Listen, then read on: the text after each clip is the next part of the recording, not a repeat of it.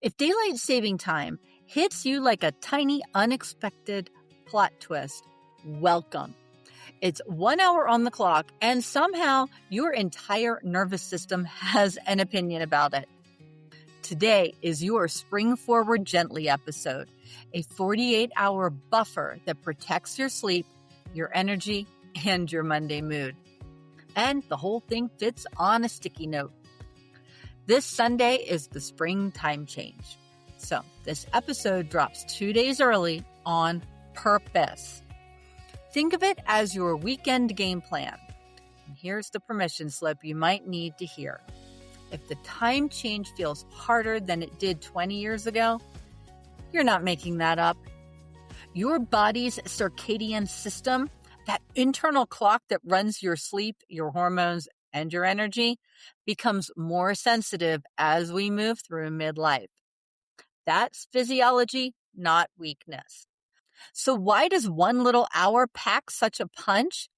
Your circadian system, the internal clock, runs on light cues.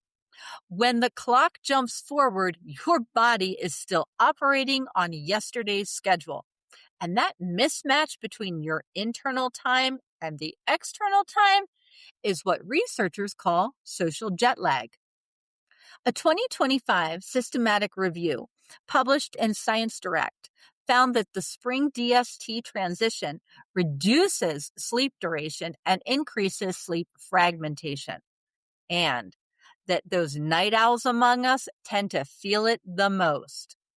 Now, here is the good news. The research also shows that people who prepare in advance, even with small adjustments, bounce back significantly faster. The American Academy of Sleep Medicine specifically recommends a gradual bedtime shift in the days before the change because it gives your circadian system time to catch up instead of forcing it to leap. So, we are not powerless here. A little preparation makes a real, measurable difference. And that is exactly what this episode is about. Psalm 4:8 says, "In peace I will lie down and sleep. For you alone, Lord, make me dwell in safety." I love that verse for this moment because it is a declaration of trust. Lying down in peace, even when the clock is shifting, is an act of faith. It says, I do not have to manage every variable. I can prepare wisely and then rest, knowing God holds what I release. Preparing your body for a time change, that is stewardship. Resting well afterward, that is surrender. Both honor God. Here's the big idea. Your body adjusts best when it does not have to make the whole jump in one night. So, instead of waking up Sunday morning an hour behind and white-knuckling your way through the week, we are going to slide toward the new time with small shifts, starting tonight. The American Academy of Sleep Medicine specifically recommends shifting your bedtime 15 to 20 minutes earlier each night for a few nights before the spring time change.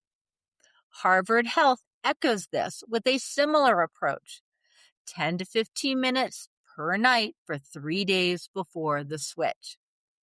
We are going to keep it simpler. Friday, tonight, move your bedtime 10 minutes earlier than usual. That's it. 10 minutes is small enough to be easy and significant enough for your body to register the shift. Then, set up your morning light plan. When you wake up Saturday, get outside within the first hour. 5 minutes of daylight on the porch, the driveway, a short walk, even standing by an open window. Morning light before 10 a.m. is the single most powerful signal your brain uses to reset its internal clock. Research published in BMC Public Health in 2025 confirmed that morning sunlight exposure is the most impactful factor for aligning your circadian rhythm and improving sleep onset. Saturday, we're using that morning daylight within the first hour of waking. Move your body a little. Even a 10-minute walk counts.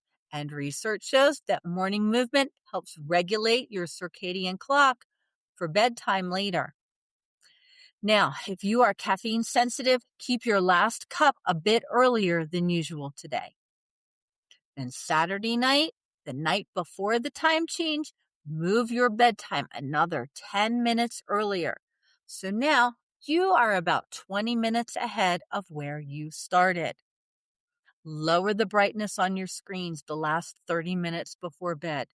You do not need a full digital detox, just dim the glow. And here's a small move that is surprisingly effective. Set your clocks forward early Saturday evening. When you change your clocks before bed, instead of waking up to change them, your brain stops negotiating at bedtime. The decision is already made. You just follow the clock. Sunday morning, get daylight again, even 5 minutes. Keep the day simple. Hydration, a normal meal rhythm, and an earlier wind down Sunday night. That's the whole plan. No overthinking, just a gentle slide. Your next best step is this. Tonight, Friday, move your bedtime just 10 minutes earlier. That's your win for today. Everything else is just a bonus. And as always, these are not random. The gradual bedtime shift is recommended by the American Academy of Sleep Medicine. The morning light strategy is grounded in circadian rhythm research. And the whole approach is consistent with what we talked about on this podcast from the beginning. Small steps taken wisely that actually work. If you caught our Heart Health series earlier this year where we discussed Life's Essential 8, you already know that sleep is one of those 8 essential factors. This is one more way to honor that pillar, especially during a week when it's under extra pressure. Now, if you know someone who gets knocked sideways by the time change, send them this episode. It takes 2 minutes to forward, and it might just save them a rough week. And on Monday, I'll be back with what to do after the change, when you wake up foggy, irritable, or running on fumes. We will cover the simplest recovery moves that actually help. So stay close. I'll see you Monday. In the meantime, be kind to your body this weekend. It is doing a lot.